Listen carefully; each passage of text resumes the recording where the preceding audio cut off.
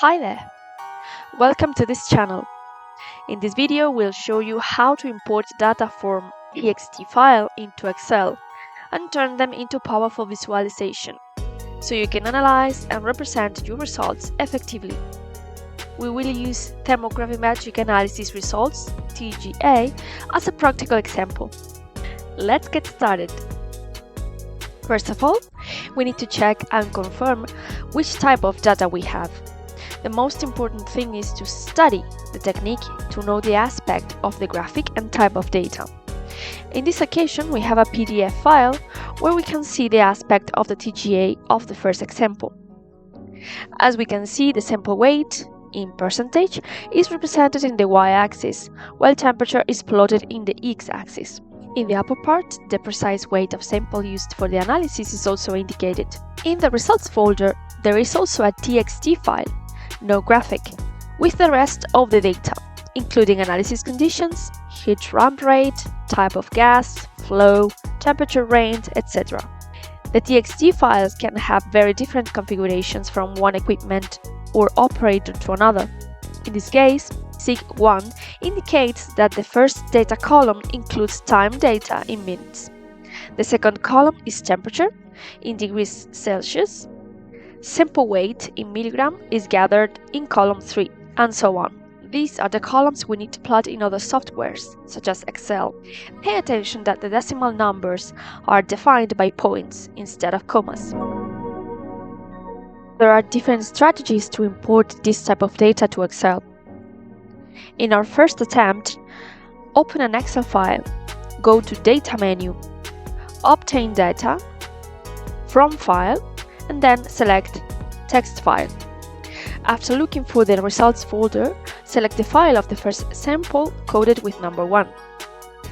The window that opens afterwards offers a preview of how Excel reads the TXT file. If we click Load, in Spanish, cargar, the data is pasted in an Excel sheet. Apparently, everything is fine. But after clicking in line 47, we can see how the numbers of the 4 columns are all gathered in the same cell. To work properly in Excel, we need each number in a different column. We delete everything to avoid interference, and let's try again. That could have happened because sometimes all the information before the data columns can be misleading to Excel. In that case, we will make a copy of all of the results since we're going to modify them. Keep a safety copy of the original data at all times. Notice that the Excel software is in Spanish, where decimals are separated by commas, but original data use points as decimals. Let's also correct this and save the new file with another name. In this case, I added mod, M-O-D, as for modified. After making those changes, let's import the data again. In this occasion, we'll click Transform before loading the data. A new window appears, but data are still in the same cell and same column. To separate them, we need to select the column and look for Divide Column in the upper menu. Now let's look carefully. Even if data are in the same cell, the different columns are separated by a space. So we need to select Space in the Delimitator menu. Now the results are separated in different Excel columns, although it is still not correct. See a lot of columns between them. This is because we insert many spaces between numbers in one of the manipulations of the TXT file. How to solve it? Easy. You just have to delete the spare columns before loading the data.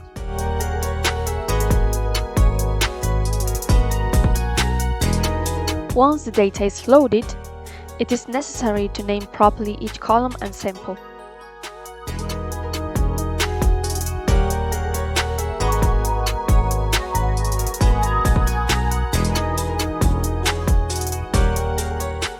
If there is any column that we won't need, such as pure gas flow, which is column 4, we can delete it to keep this Excel file simple. Include an extra line over the data to add the name of the sample 1. Now that we have the data in Excel, how do we draw the TGA curve? Go to the Insert menu, Graphic area.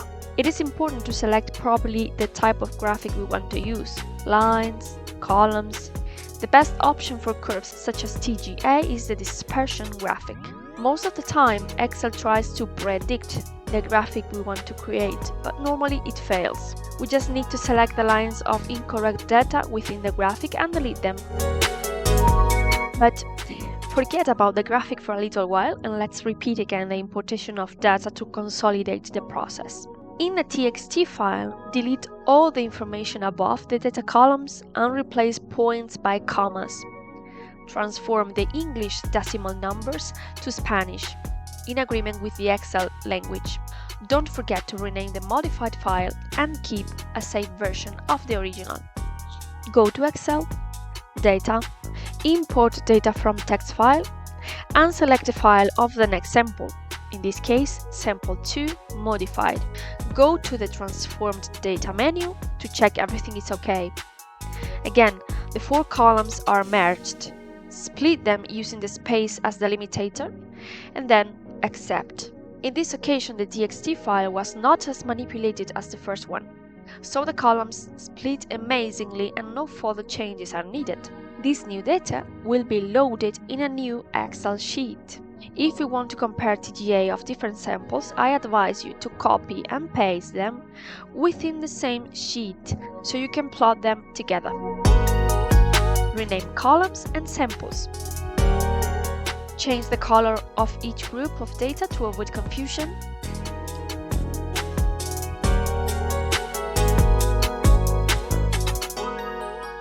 Delete the columns you won't need to keep the file as simple as possible, especially if it is your first time working with Excel.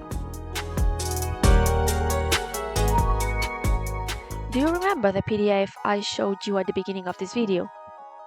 The weight was in the y-axis, but it was as percentage and not as milligrams. That's because the amount of sample used for the analysis make the TGA to be different. Sometimes it is not possible to weight the same amount of sample for all the experiments, and so results won't be comparable. To compare results for all samples, even if different amounts are used, we need to calculate the percentage of mass lost with temperature or time. To do so, add a new column named Weight in Percentage Units. Under this column, we need to express the sample weight as a percentage. How much sample 2 was used for the TGA analysis? Look at the TXT file or at the first weight value, 11.667 milligrams. That's the 100% of sample 2 before starting the analysis. Now, what percentage is the second weight value, 11.666 milligrams?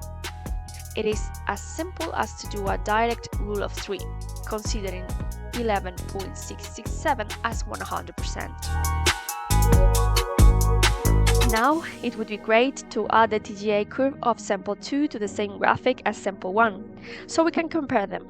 The column F, percentage weight, corresponds to the y-axis and the temperature makes the x-axis. To do so, right-click over the graphic, Data Selection, Add. A new window appears with 3 lines to fill in, the name of the new curve, x values and y values. Click over the up arrow and select the cell with the name of the curve. Click the down arrow to insert the data selected. For the x-axis values, click the arrow and select the values in column D. Repeat the process for the y-axis values, this time by selecting column F. Accept, and your new TG curve has been added. Now you can compare the results of sample 1 and 2. Before you leave this video, have you asked yourself why bother that much with this method? Why don't we just copy and paste the TXT data into Excel? Let's see what happens if we copy-paste this TGA data. We open our modified TXT file, select everything, copy, and paste in a cell anywhere. Apparently the data has been pasted with no fuss, but look carefully at them. Look at the space line with the mathematical function symbol between the upper menu and the Excel sheet below. When you click on a cell with values in it, the same value must appear in that line. When we click in the first cell with value 6.666, this number does not appear inside the mathematical function line above. This means that no data is really inside the clicked cell.